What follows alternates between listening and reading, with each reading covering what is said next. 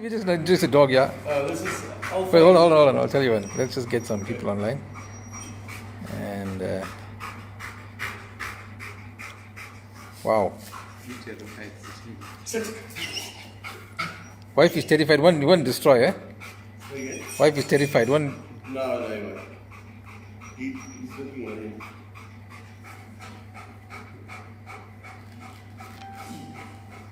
give me a minute more.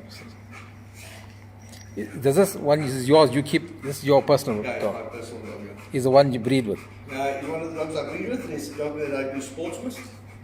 So he was last year in November. We were in America. We competed in America in the sports that we do. My wife with her dog came second, and he came about sixth. Oh, I saw some pictures of with you with the dog. Something with the medals or something I saw. Oh, this? No, I saw on your Facebook page you had some. That's him, yeah. Yeah. What's his name? Alpha. Alpha. Yeah, sit. Right, you can go. We're here with. I took up his invite here. Right, you can introduce yourself. Go for it. I'm Charles. This is my dog Alpha. He's a Dutch Shepherd, and he's trained for a sports dog and a personal protection dog. So I'm going to show you what he can do. Right, let's go. We are interested. Charles, we are at Charles' home. Let's go and see how Charles trains. Look on. Right.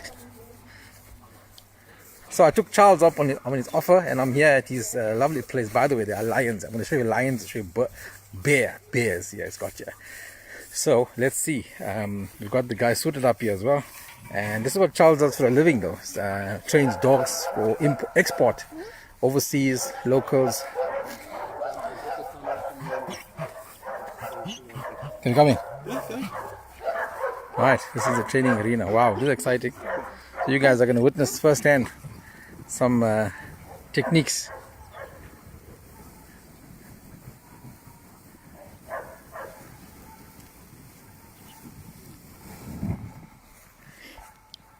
That's also I'm gonna charge you guys for this as well. You're not fucking paying for anything.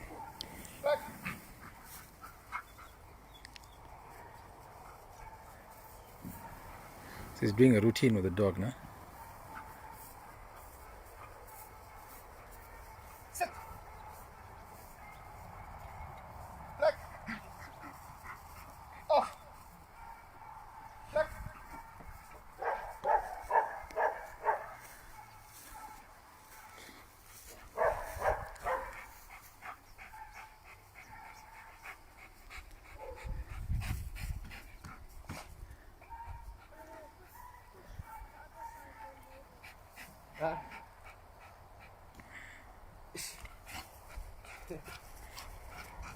Off.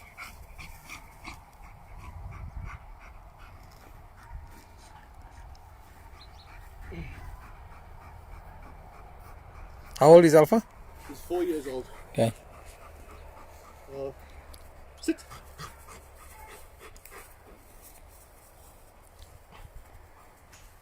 So he trains the sniffer dogs for sniff out explosives, for personal protection. Yeah, apparently these dogs sell for anything from 30,000 up to 200,000. Trained dogs for personal protection, personal homes, that sort of thing. How much Ali asked? Yeah, well, he doesn't do it. Very special client. This is a massive business, as you can see. They eat a massive, different type of dog training dudes. This is not your dog trainer from there. They Whoop. Ditch. Whoop. Donald. Up.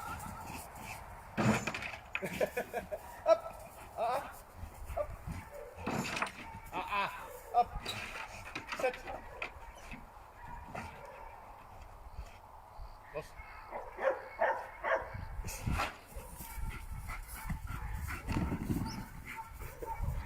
Now he's just being a clown. yeah. As you didn't set him up, but he decided to go on his own. Now he's going live. Now Yeah. Alpha flat. So he's also trained. Los. Sit. Off. Stay. So he's also trained in protection, but also to do all kinds of scenarios. So January over there, he's one of my helpers. January. For a decoy. Yeah. He's trained. January se gereed. Are you ready? Yes, I'm ready. So he's a trained decoy. So January started working with us about 2 years back, not knowing anything about dogs. Now he's one of our trainers, and he do some really sophisticated training. And he's one of our decoys. And it takes quite a while to learn what this guy has learned. I'm sure, yeah. He does really well with it. Yeah. So I'll show you what Okay. can happen. Always wanted to see one of those things, yeah? Look. Alright, so we're gonna watch him attack this guy here. He has the decoy there, January. Donald. Up. God.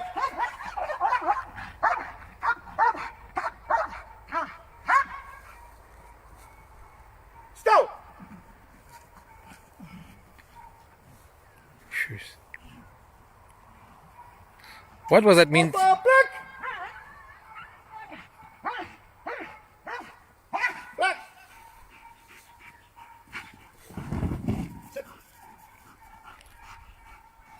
Did you tell him to bite? Because he was just standing there. So I first told him to guard Oh God. him. Yeah. And then I told him to bite him. So for instance, let's say I'm in a situation where the guy is attacking me, or January. So you're in a police situation and the guy is threatening your life, right? So pretend you're fighting with me. You're gonna fight with me. Just don't attack me. Just fight there. Hey, what you doing there? Hey, Hey. go away. No, what you doing there? God. Hey, what you doing there? This way I can keep him away from me without him being a threat or anything. Oh, okay. He's guarding him, yeah. Yeah. So, alright.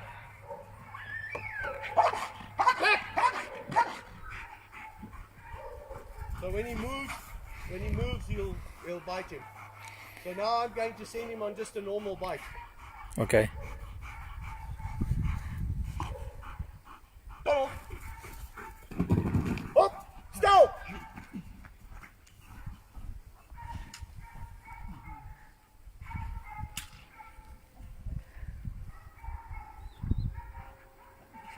Off. Now he'll guard him there. Transport.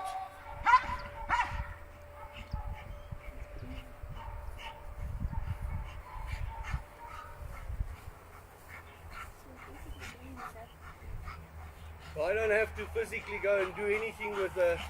Oh, he's bringing him to you. He's bringing him to me now. Halt! Off! Stay. Come to me, Jerry.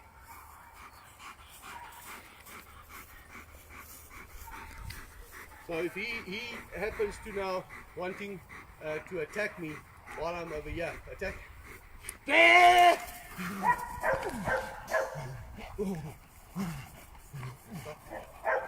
Off! Stay. So I can leave him like that. If he has to move, the dog will attack. Oh, he's guarding him now. He's guarding him now, yeah. Jeez, somebody's arm will be ripped off there, man.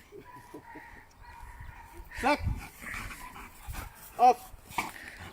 But I was always intrigued that they always go for the arm. Is that the...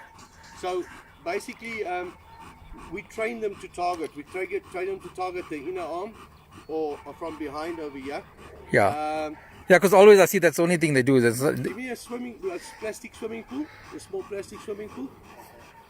So we've got a primary target and a secondary target. So primary will go up for over here, and the reason why they go for here, it's a soft part and it's very sore. Yeah. So the dogs are trained to bite as hard as possible and hold on. They're not allowed to bite up and down or something. Oh, yeah. So they'll go for there and they'll bite hard. It's like grabbing a guy between the legs there and Yeah. pushing hard. You know, it'll give you anything for you to stop. Yeah, doing sure. that.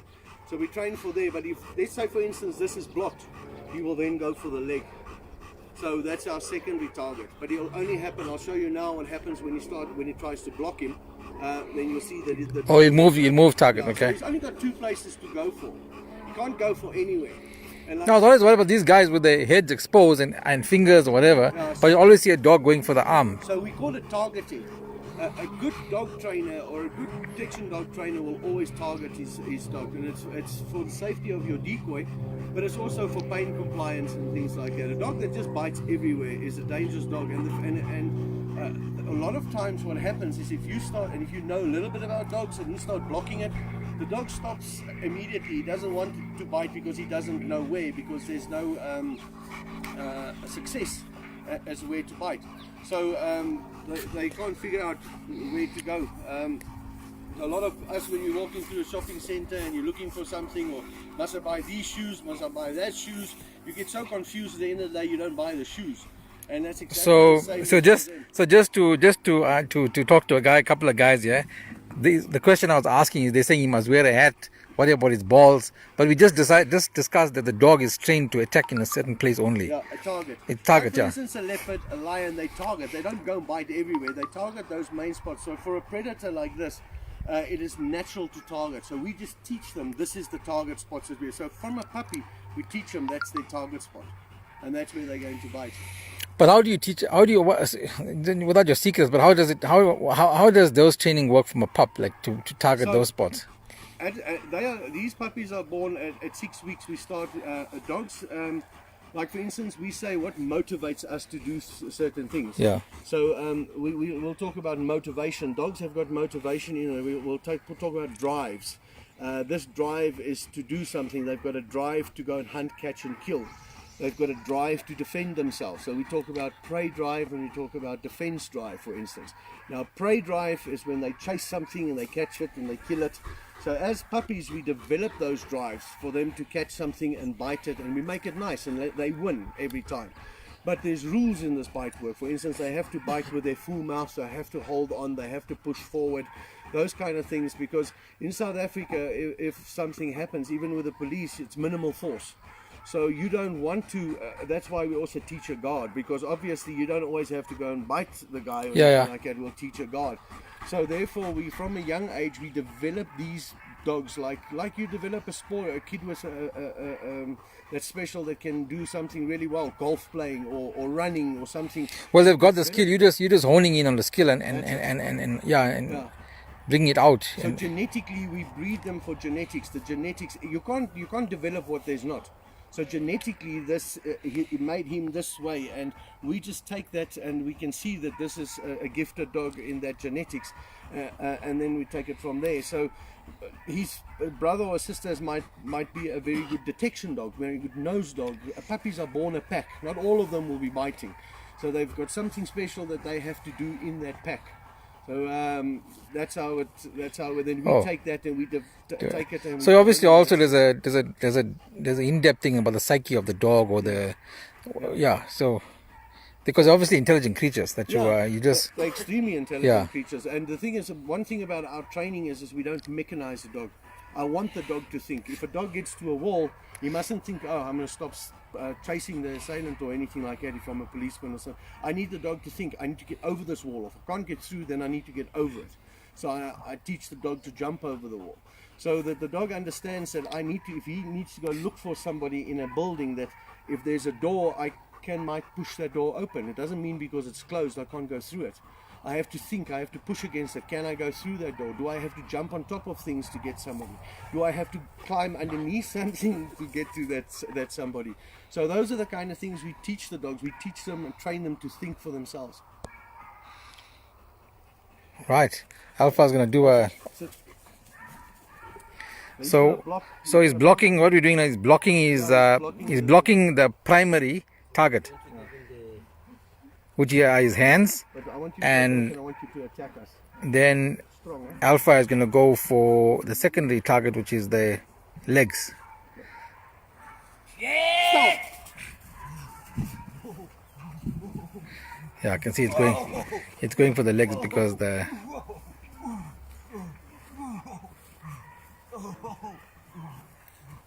Off!